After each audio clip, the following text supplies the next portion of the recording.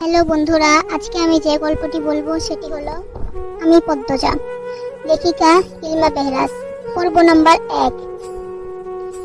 ফাহিমা ক্লান্ত হয়ে ধপ করে ফ্লোরে বসে পড়ল। হাত থেকে লাঠি পড়ে গিয়ে মৃদু আওয়াজ তোলে। তার শরীর ঘেমে একাকার। কপালের বিন্দু বিন্দু ঘাম হাতের তালু দিয়ে মুছে বার কয়েক জোরে জোরে নিঃশ্বাস ফেলল। এরপর চোখ তুলে সামনে তাকালো। রিমান্ডে একটি পুরুষই টিকতে পারে না, সেখানে একটি মেয়ে আজ 4 দিনে রিমান্ডে। তার সামনে চেয়ারে বাঁধা অবস্থায় ঝিমুচ্ছে। 4 দিনে একবার দিয়ে টু শব্দটিও করল না। শারীরিক মানসিক কত নির্যাতন করা হয়েছে, তবু ব্যথায় আর্তনাদ অবধি করেনি। মনে হচ্ছে একটা পাথরকে পিটানো হচ্ছে, যে পাথরের রক্ত ঝরে কিন্তু জবান খুলে না। তখন সেখানে আগমন ঘটে ইন্সপেক্টর তুষারের। তুষারকে দেখে ফাহিমা কাতর স্বরে বলল, সম্ভব না, আর কিছুতেই কথা বলছে না। তার অভিজ্ঞ চোখে মেয়েটিকে 2-1 সেকেন্ড দেখল। এরপর গম্ভীর কণ্ঠে ফাহিমাকে বলল, আপনি যান। ফাহিমা এলোমেলো পা ফেলে চলে যায়। তুষার একটা চেয়ার নিয়ে মেয়েটির সামনে বসল। বেশ কিছুক্ষণ চুপ থেকে বলল, আপনার সাথে আজ আমার প্রথম দেখা। মেয়েটি কিছু বলল না, তাকালোও না। তুষার মেয়েটির দিকে শুকনো দৃষ্টি মেলে তাকালো, বলল, মা বাবাকে মনে পড়ে? মেয়েটি চোখ তুলে তাকায়। ঘোলাটে চোখ, কাটা ঠোঁট থেকে রক্ত ঝরছে। চোখের চারপাশ গাঢ় কালো, চোখ দুটি লাল। মুখের এমন রং রিমান্ডে আসা সব আসামিরই হয়। তুষার মুখের প্রকাশ ভঙ্গি আগের অবস্থানে রেখে আবারও প্রশ্ন করল, মা বাবাকে মনে পড়ে? মেয়েটি মাথা নাড়ায়, মনে পড়ে তার। তুষার একটু ঝুঁকে। মেয়েটি অসহায় দৃষ্টি মেলে তাকায়। তুষার মেয়েটির হাতের বোতাম খুলে দিয়ে নির্বিকার ভঙ্গিতে প্রশ্ন ছুটল, নাম কি? যদিও তুষার মেয়েটির নাম সহ পুরো ডিটেলসই জানে, তবুও জিজ্ঞাসা করল। তার মনে হচ্ছে মেয়েটি কথা বলবে। সত্যিই তাই হলো। মেয়েটি ভারাক্রান্ত কণ্ঠে নিজের নাম উচ্চারণ করল, পদ্ম। আমি পদ্মজা। পদ্মজা হেলে পড়ে তুষারের উপর। তুষার দ্রুত ধরে ফেলল। উঁচু কণ্ঠে ফাহিমাকে ডাকল, মিস ফাহিমা, দ্রুত এগিয়ে আসুন। ফাহিমা সহ আরো 2 জন দ্রুত পায়ে ছুটে আসে। 1989 সাল। সকাল সকাল রশিদ ঘটকের আগমনে হেমলতা ভীষণ বিরক্ত হন। তিনি বারবার পুই পুই করে বলেছেন, পদ্মর বিয়ে আমি এখনই দিব না, পদ্মকে অনেক পড়াবো। তবু রশিদ উদ্দিন প্রতি সপ্তাহে সপ্তাহে এক এক পাত্রের খোঁজ নিয়ে আসবেন। মেয়ের বয়স আর কতই হলো, মাত্র 16। শামসুল আলমের মেয়ের বিয়ে হয়েছে 24 বছর বয়সে। পদ্মর বিয়েও তখনই হবে, পদ্মর পছন্দ মতো। হেমলতা রশিদকে দেখেও না দেখার ভান ধরলেন। রশিদ এক গলা থুতু ফেললেন উঠানে। এরপর হেমলতার উদ্দেশ্যে বললেন, বুঝছো পদ্মর মা, এইবার যে পাত্র আনছি একেবারে খাঁটির হীরা।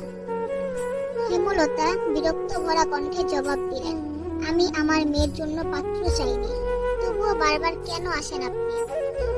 যুবতী মাইয়া ঘরে রাহান ভালো না, মেয়েটা তো আমার, আমাকেই বুঝতে দেন না? হেমলতার কণ্ঠে বিরক্তি ঝরে পড়েছে। রশিদ অনেক চেষ্টা করেও সুবিধা করতে পারলেন না।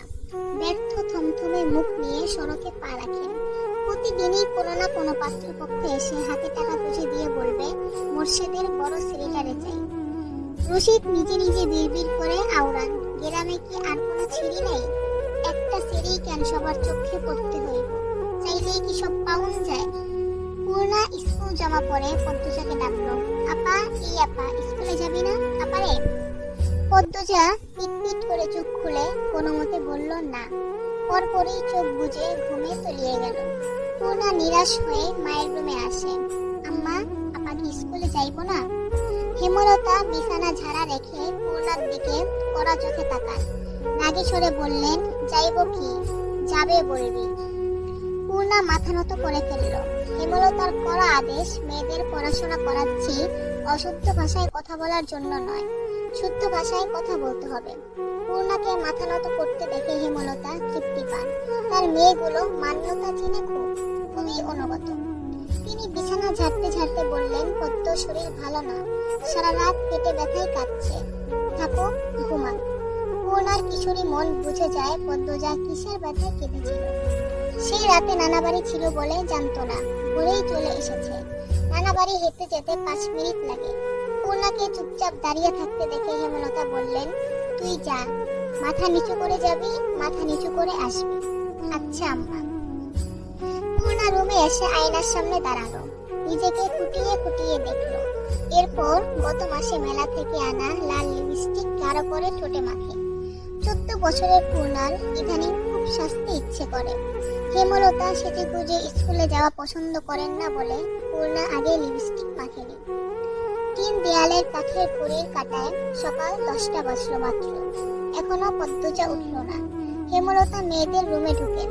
পদ্মজা দুহাত ভাঁজ করে ঘুমাচ্ছে।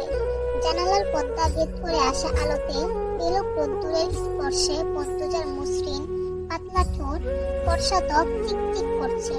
হেমলতা বিসমিল্লাহ বলে 3 বার ফু দেন মেয়ের শরীরে। গুরুজনেরা বলেন মায়ের নজর লাগে বেশি, নজর কাটাতে বিসমিল্লাহ বলে ফু দিতে হয়। হেমলতার মায়া লাগছে পদ্মজার ঘুম ভাঙাতে, তবুও আদুরে গলায় ডাকলেন, পদ্ম, এই পদ্ম। পদ্মজা চোখ খুলে মাকে দেখে দ্রুত উঠে বসে।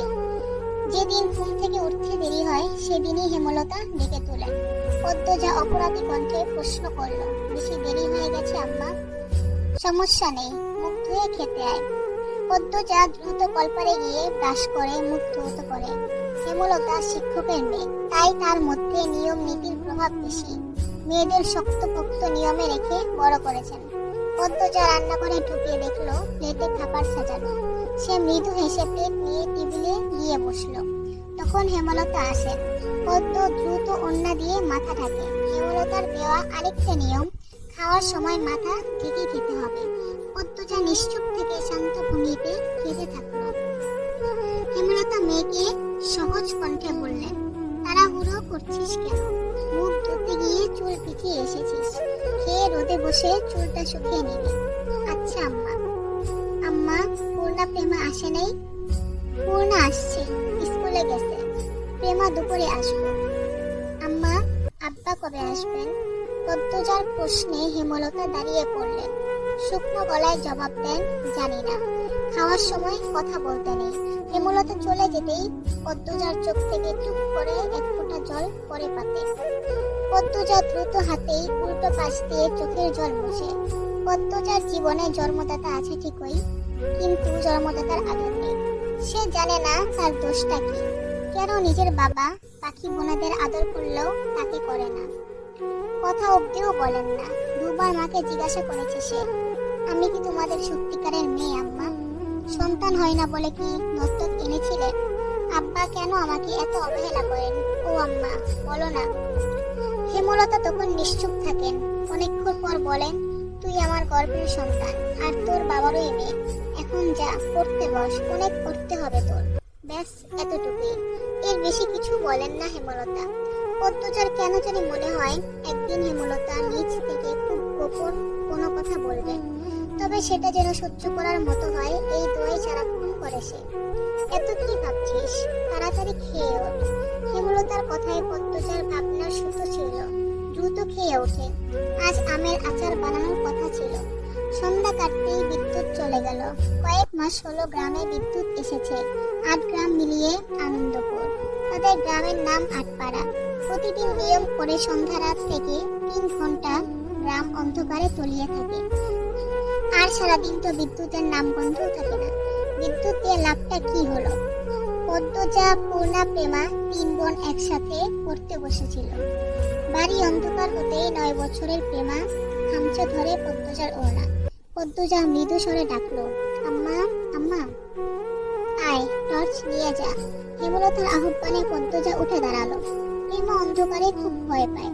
পদ্মজার ওড়না ছেড়ে পূর্ণার হাত চেপে ধরে। টর্চ নিয়ে রুমে ঢোকার মুহূর্তে পদ্মজা গেট খোলার আওয়াজ পেল। উকি দিয়ে হানিফকে দেখে সে দ্রুত রুমে ঢুকে পড়ল। হানিফ পদ্মজার সৎ বাবা। বুবু, বাড়ি আন্ধার কেন? বাত্তি টাত্তি জ্বালাও। হানিফের কণ্ঠ। হানিফ, আসছিস? হেমলতা রুম থেকে বেরিয়ে বলেন, হাতে হারিকেন। হানিফ সবকটি দাঁত বের করে হাসলো, বলল, হ, আমি। আয়, ভিতরে আয়। হানিফ বারান্দা পেরিয়ে বড় করে ঢুকে বলল, তোমার ছেলেগুলান কইতে? আছে, রুমেই পড়ছে। এই আন্ধারেও পড়ে? হেমলতা কিছু বললেন না। হানিফ এই বাড়িতে আসলে কেন জানি খুব অস্বস্তি হয় অকারণে। ওদের খাওয়ার সময় হয়েছে, তুই খেয়ে নে। এইখানেই খামো না তোমার সরাইখানায় যাইতে হইব? কথাটাই রসিকতা ছিল।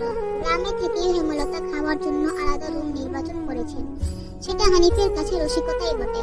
হেমলতা প্রশ্নের জবাব সোজা সাপটা না দিয়ে বললেন, খেতে চাইলে খেতে আয়। পদ্মজা কিছুতেই খেতে আসলো না, কেমন জড়সড় হয়ে আছে। মনে হচ্ছে হানিফকে ভয় পাচ্ছে বা অবহেলা করছে। হানিফ 6 বছর সৌদিতে ছিল, 3 মাস হলো দেশে ফিরেছে। 3 মাসে যতবার হানিফ এই বাড়িতে পা রেখেছে ততবারই পদ্মজা অজুহাত দিয়ে দূরে দূরে থেকেছে। হেমলতার বিচক্ষণ মস্তিষ্ক মুহূর্তেই ভেবে নিল অনেক কিছু, তাই জোর করলেন না। আজই এই লুকোচুরির ফয়সালা হবে। হানিফ পদ্মজাকে দেখার জন্য অনেক চলচাতুরি করল, কিছুতেই সুযোগ পেল না। বিদ্যুৎ আসার ঘন্টা কয়েক পর হানিফ চলে যায়। পূর্ণা প্রেমা রুমে ঢুকতেই পদ্মজা ঝাঁপিয়ে পড়ে। রুদ্ধশ্বাস কণ্ঠে বলল, কতবার না করেছি লোকটার পাশে বেশিক্ষণ না থাকতে, তোরা কেন শুনিস না আমার কথা? পূর্ণা ও প্রেমা বিস্ময়ে হতবিহ্বল। পদ্মজা কখনো তাদের এমন নিষেধ দেয়নি, তাহলে এখন কেন এমন বলছে? হেমলতা রুমে ঢুকতেই পদ্মজা চুপসে গেল। পদ্ম, আমার রুমে আয়। মায়ের এমন কঠিন কণ্ঠ শুনে পদ্মজার কলিজা শুকিয়ে আসে। হেমলতা নিজের ঘরে চলে যান। হেমলতা মেয়ের দিকে তীক্ষ্ণ দৃষ্টিতে তাকিয়ে আছেন। পদ্মজা নতজানু হয়ে কাঁপছে। সুন্দরীরা ভীতু হয় আর বোকা হয় তার দৃষ্টান্ত প্রমাণ পদ্মজা। হেমলতার খুব মায়া হয় পদ্মজার সাথে উঁচু কণ্ঠে কথা বলতে। পদ্মজা রূপসী বলেই হয়তো। গোপনে আবেগ লুকিয়ে তিনি বজ্র কণ্ঠে প্রশ্ন করলেন, কি লুকাচ্ছিস? হানিফের সামনে কেন যেতে চাস না? সে কি করেছে? পদ্মজা ফোপাতে থাকে। হেমলতা সেকেন্ড কয়েক সময় নিয়ে নিজেকে সামলান। কণ্ঠ নরম করে বললেন, হানিফ ধরিবাজ লোক, সৎ ভাই বলে বলছি না, আমি জানি তার ব্যাপারে যে কোনো কথা আমার বিশ্বাস হবে। তুই বল, কি লুকাচ্ছিস? মায়ের আদুরা কণ্ঠে পদ্মজা আচমকা বাঁধ ভাঙা নদীর মতো হু হু করে কেঁদে উঠল। তো পদ্মজার প্রথম পর্ব শেষ করলাম। আপনাদের যদি আমার কণ্ঠে এই পদ্মজা গল্পটি ভালো লেগে থাকে তাহলে আমার চ্যানেলটাকে সাবস্ক্রাইব করে দেন এবং ফলো করে আমার পাশে থাকবেন, এবং কমেন্ট বক্সে অবশ্যই জানান গল্পটি আমার কণ্ঠে কেমন লাগছে। সবাই ভালো থাকবেন, সুস্থ থাকবেন। আল্লাহ হাফেজ।